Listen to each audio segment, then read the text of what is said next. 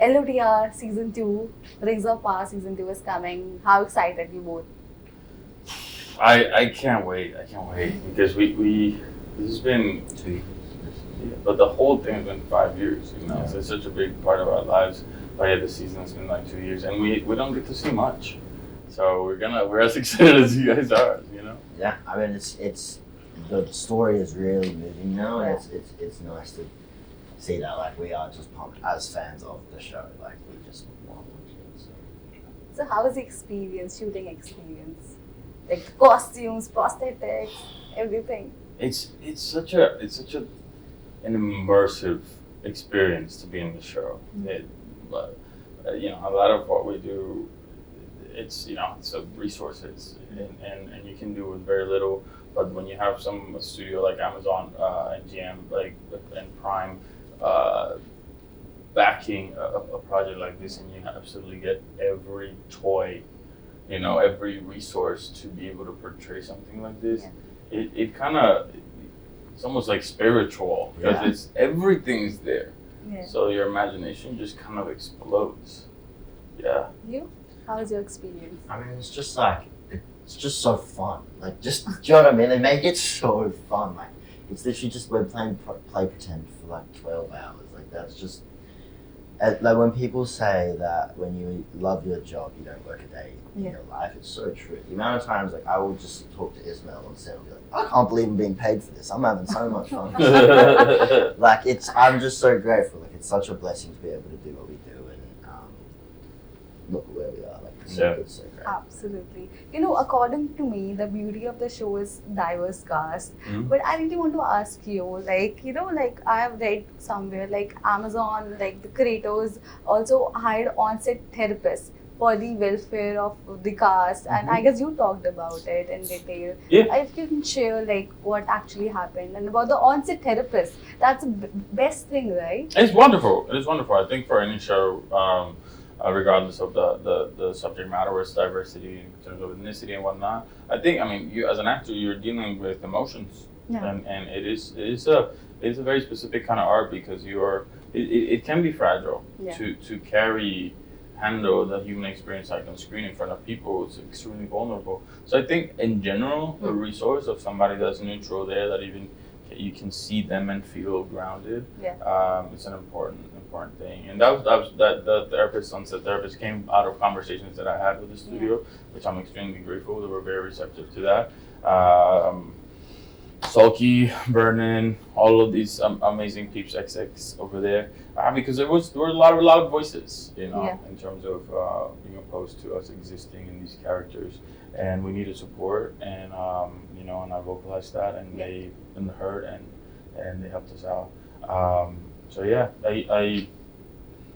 But in general, I must say that the profession that we do, it may be glamorous and this and that from the outside in, but it can be a little isolating, So it is very important to have people that you feel safe in life and that you can ask for help when you need it. And this goes for any profession. Absolutely. And sometimes you're a little scared because your employer is there and you don't want to be seen as weak, or or anything like that. So someone that you can shoot a look to, or that can notice your energy changes, and it can come in many ways. Like Tyro's mom is often with us, and also his big brother, and they're people that are not necessarily they're not part of the cast on camera, but they're part of the cast.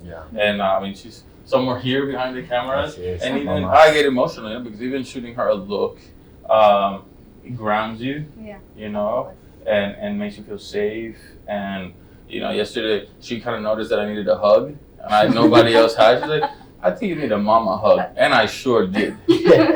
So I appreciate the question because it helps expose also like a little bit of the vulnerable reality of what we go through. Absolutely, it's important to understand your life behind camera also, the emotions behind the camera. We all need to understand. Thank you for that. So, like, you are so young, right? Starting at such young age. Like, what do you have to say about this industry so far? Like, how's your experience? I mean, my experience has been great. Like, do you know what I mean? Amazon has been so accommodating and really just made sure that I'm been comfortable in every sense, all the way up until this point. And It's been great, but it doesn't mean that I haven't had my own struggles too. It's like as an actor in general, there are things that we deal with that are hard to explain or for people to relate to, and so being a young person in that, it's hard. You know, none of my friends can relate because they're all just studying at uni and things like that. But it's those moments where I can sit down and have a talk with my castmates, you know, and really just let stuff out. And so it's like I feel like I'm at a point now where I'm super open with everything, you know, and I'm just having a good time and just enjoying life. Absolutely. One last question before I wrap up. You would like to visit India soon, right? Mm-hmm. You work with Priyanka Chopra. Like anything you would like to share about the experience working with her? Oh, every time I get asked, I get super excited. You know, there's the working with the greats is always something that you never know how it's gonna be. Yeah. I remember one day I was working with Nicole. Well, I was gonna work with Nicole Kidman. I just didn't know what that was gonna be like. But it's an experience that kind of is repeated. Like they're greats because of how incredible of beings they are. And when I met Priyanka, she's up there. Incredible leader, so generous. I mean, to begin with, it's so cool. Also, you know, you're blushing. Yeah, because I mean, I used to be. I mean, I am still a huge fan. Yeah. I don't know. Maybe she'd be like, "This is just being weird." He's too much of a fan. I'm like, I told her, I was like, "I'm such a fan, man. I'm such a fan." She's such a great leader, so charismatic, so loving, made everybody on set feel great, keeps her culture so close to her. You know, her mom is also, she's on set with us quite a bit. Her daughter, her husband, like that whole family dynamic, same what we're talking about, it really grounds you. Yeah. And everybody's looking up to her because she's the lead, you know? And she's leading in the greatest of ways, doing her own stunts. Like, what do you need? You know, extremely generous. I can go on and on and on. It was a dream come true, a beautiful example, and I can't wait to work with her. Yeah, truly. Lovely. Yeah. So like, we are wrapping, but like one thing, like message for LOTR fans. If you have to describe LOTR in a few words, how would you describe season 2? Big bang. Boom. You? I like that. I would say it's heart, it's raw, and it's fast. Yeah. So yeah, we all are waiting for season 2. Thank you so much for your time. So speaking of LOTR, first of all, congratulations for the second season. Thank you. I want to start with you. Before starting with the second season, did you revisit first season and check the feedback, audience feedback? What worked for them? What didn't work for them? What factors you kept in mind while creating the second season? Well, so we actually wrote the second season during our COVID hiatus, during shooting from season 1. Okay. So we had written the entire second season before season 1 came out. So really didn't have a chance to have much audience feedback. But I'd say we're always open to critics, you know, and you can tell pretty quickly if someone has a genuine criticism that they want to give in a way that's really thoughtful and respectful. And when people engage with it like that, you know, you're like, oh gosh, that's a really good thing to keep in mind. And you can also tell when people just want to kind of like, you know, throw axes or whatever, have an axe to grind. And when they do that, you can see pretty quickly just in the tone of it, and you're like, okay, that's not, you know, as constructive and useful. But constructive criticism always welcome. Yeah. And speaking of you both, we loved your bond, on-screen bond. I want to know your off-screen bond, off-screen friendship. What bond you both share? Yes, I mean, we're really close friends. We kind of instantly hit it off, and we didn't have a chemistry test, so very fortunate that that's the case. Yeah, a lot of fun. A lot of fun to be had. Yeah, but it's really lovely to get to work with someone who you get along with naturally. Yeah. It makes that process just sort of more easeful and more fun as well. We film a lot together, so you know, it's fun. LOTR is a big project, right? Children have grown up reading books. So, like, what was your reaction when you both were approached for this project? If you can recall the moment when you were approached. When I was approached, I mean, when I first got the audition, I was in the back. I was in like the back of a store I was working at the time, and I got the email and I really couldn't believe it. I was like, well, I'm so grateful to just audition. And then when I found out, it was completely surreal. I was so jet lagged, first time in LA, and I just really, I mean, yeah. I mean, I totally remember, like, you know, then there was another project that was sort of in the mix that, like, you know, we thought for a second we might lose Markella because we were told she was already down the line with something else, and, you know, we called a friend of a friend to see, like, you know, would we be able to possibly find a way to, like, you know, connect with her, and I still remember the first time we met, and you know, she just knocked the audition out of the park, and we were so excited about her for Dory. And then Megan, I mean, I got the audition. I was on another job, and then I got the audition through, and which was great because I was warmed up. So that was nice. But it was untitled Amazon project, so I didn't know what it was, and also I wasn't aware of Tolkien's work before either. So I kind of just approached it with my sort of very fresh eyes. And I mean, here I am. Yeah. Absolutely. You all traveled to India 2 years ago. I met you there also in India. What memories you hold, like, from India, like you still have?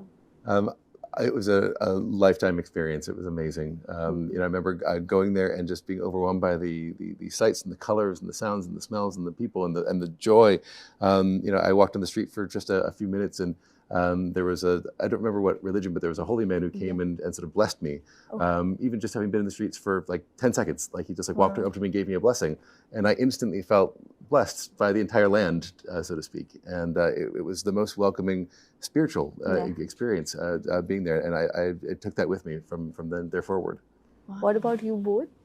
Just the warmth of the people and how lovely everyone was and welcoming. And we really, you know, I think it was like the second stop on that tour, and everyone was just so kind and with such interesting questions about the show and our process, and yeah, incredible. It was an incredible few days. Yeah, it's wonderful to be surrounded by a culture, I think, full stop, really, that is not your own, and especially one that's so welcoming and vibrant.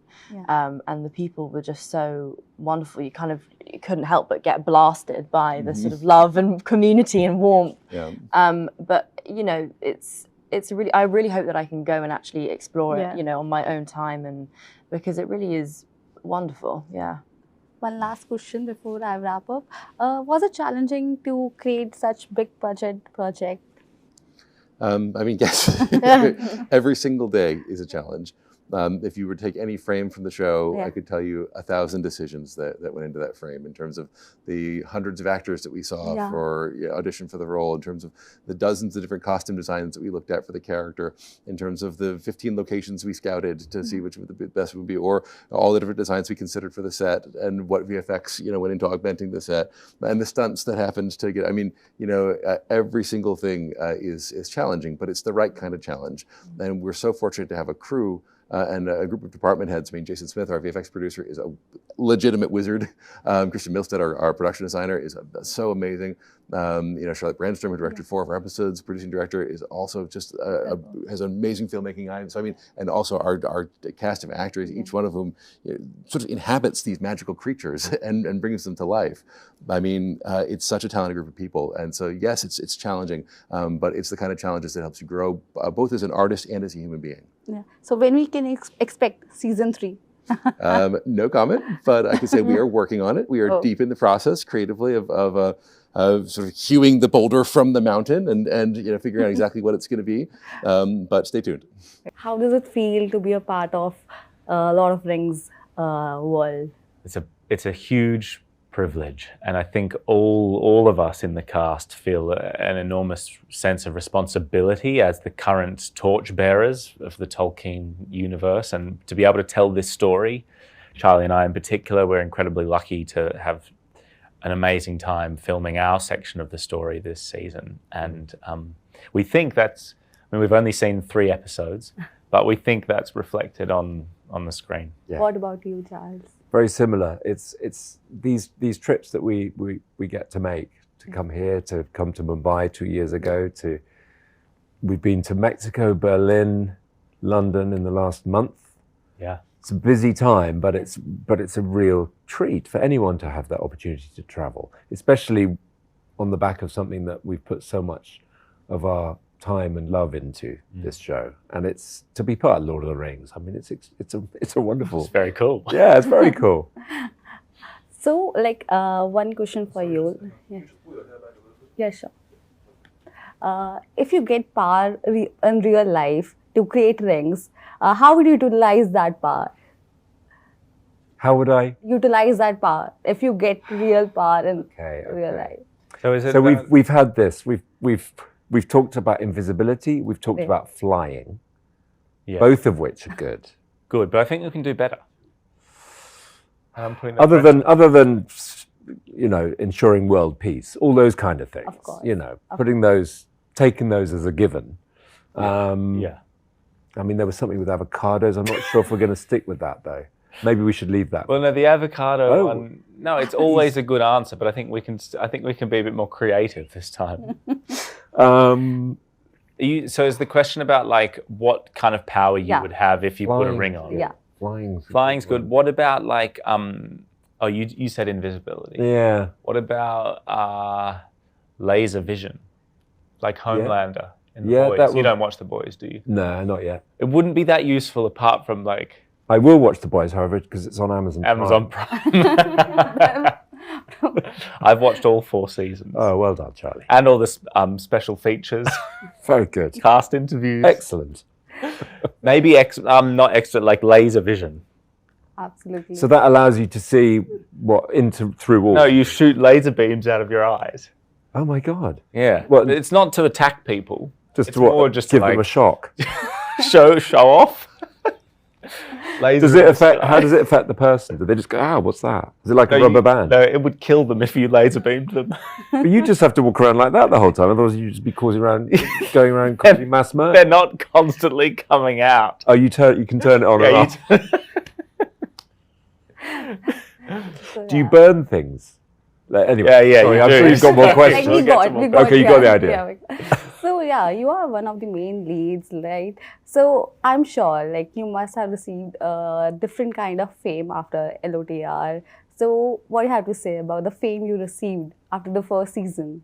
To be honest, it's like my life hasn't changed that much. Sometimes you get noticed and people talk to you about the show, but I've only ever had positive interactions in person. Like people are very kind. They'll give you your thought. They'll give you their thoughts, and normally it's just like, oh, thanks for putting such hard work into it, and a version of that. Yeah. But in terms of like, I don't know, going to get milk or whatever, nothing has changed. Yeah, which is good, and long may it stay like that. But was there some pressure on you because you are one of the leads and second season mainly revolves around you? Yeah, I mean there is an element of pressure that I feel, but you kind of learn to let it go being a part of this. I let it go a while ago, and I just feel like I feel incredibly lucky to be able to tell the story and have this job. So I think that far outweighs any sense of pressure, and it's more a sense of excitement, I think, because now we've been in this for 5 years. It's kind of like the pressure is dissipated now, but certainly at the start, Absolutely. The best part about this show is like it has a diverse cast. So like when you sit and work with different kind of actors, like do you like to take inputs from them? Like do you observe them? Oh yeah, very much so. Can I just say what Charlie was talking about there? The X-ray vision, the laser not that. vision. the pressure that you asked about, it becomes, you kind of use it, you kind of convert it into an enthusiasm rather than, it's like when you're doing a play and you transform your nerves into energy to do the show. That's how it's kind of, it now fuels us. What many people think the expectation is and the responsibility, all those things are there, but they are like the fuel under us. And I think particularly in season 2, it's really sort of propelled us forward because we're very excited about our storyline and the whole show. But that completely avoided your question, which was, I'm sorry. It's okay. Like when you work with a diverse cast, different actors, do you like to observe them and take inputs from them? Always. Whoever you're working with, I always like to absorb and learn. Always learning. Yeah. And taking tips and just watching. That's the beauty, I would say. Yeah, very much so. That's what makes this job so wonderful. Absolutely. One last question to you. You also talked about costumes and like prosthetics, and you were scared. Why? Like I read, because I guess your wife was pregnant, because of the prosthetics and costumes. If you can talk about that. Yeah, well, when I was filming, I mean, Charlie was a huge part of it, as was everyone in the makeup truck and in the prosthetics bus. My wife was 9 months pregnant while we were filming. So there was a world in which I would have to have gone to the hospital dressed as Sauron because I wouldn't have had time to take any of the prosthetics off. And that my baby, the first thing he would have seen is me waiting for him dressed as Sauron. He'd be scarred for life. But luckily it didn't happen. He was born on a day off. It was close though. It was very close. It was close. Yeah. Yeah. It was really close. So how's father treating you? It's fantastic. It's the greatest joy of all, I think. How does it feel to be a part of LOTR family? Feels amazing. Yeah, it feels amazing. Surreal. It feels like Totally surreal. a dream, a gift. And you are the queen. Yeah. Queen of our family. Feels good to be the queen. Yeah, I think all of us are very much excited and ready to share because we know what we've been working so hard on for many, many months, and we've stepped away, or some of us have stepped away. Charlotte's been working still, but when you know what you have and what people are going to experience, you're just excited to finally get it out there. So I think the audience, they've waited a while, and the wait is going to be worth it for sure. And you are the captain of the ship. Was it challenging to carry forward the LOTR legacy? I mean, but I have collaborating with two great showrunners, and I have the scripts. So for me, it's really about finding the right visuals. And we have like a huge team, an incredible team to collaborate with. And it's very creative, it's very collaborative, and it's actually a dream come true every day. It's amazing to be part of it. And also to do the prequel to Peter Jackson's film, because it's a different world we're creating. It's an earlier world. So, and it's a lot of as you saw, it's a lot of different worlds, a lot of different looks. So it's a lot of work, but very exciting. But when you're doing it, you don't realize how big it is. You're sort of full focused on the work. And it's now that you start promoting it, that you start to see that it goes everywhere. You don't think about that when you're working. Absolutely. So, like, I really want to know one thing. Like, you directed Shogun also, right? It was based on novel. It's also It's also linked with book. So, what's your approach when you direct projects which are linked with books? Because there are different fan bases. I have read both books, but I didn't reread them. I had read both books. I have read Shogun many years ago, and same for Lord of the Rings, the Third Age. I haven't read every Lord of the Rings books, but I loved the ones that Peter Jackson adapted. You have read even more than me, the Silmarillion. You have read the... Oh yes, But what I do is that I look for references, because I have the scripts, and I'm not coming in to rewrite the scripts based on the books. I'm coming in to really to visualize the world that the showrunners created, to make it dramatic, to make sure that we portray it the way also they had imagined it. So I look at a lot of visual references at films, and I try to find the looks there, and then I also like to look at art and paintings in museums. So we find different lighting. We always go around. So different approaches. Yeah, different approaches. Yeah. Your character has a different approach, different charm. Your character. Oh, thank you very much. Yeah. So, like, what kind of preps you do, like, before getting into the character? Well, I do enjoy reading. I like climbing a tree with a book and just staying up there and reading a book, kind of thing. I would say there was a lot of geopolitics. I like that. I think I'm a big Tim Marshall fan. I believe that, leaders of countries, they act sometimes out of what they believe is necessity, what can be fear, desperation, with regards to the resources of their country and the parameters of their country and stuff. I believe we're all sculpted by our environment. And that rang true to me with Numenor. is that, you know, we're on this island, the kingdom. We seem to have everything. It seems to be the Garden of Eden, but there's a touch of Bluebeard there, you know, don't go west. Yeah. There's, of course, all of a sudden your freedom is curtailed and you start thinking, well, are we living in a zoo or some sort of simulation or whatever have you? So all of a sudden you start getting disenchanted. And it says this in the books as well, is that Numenorians start getting just their lifespan just a tiny bit shorter. They get uglier as a people. Yeah.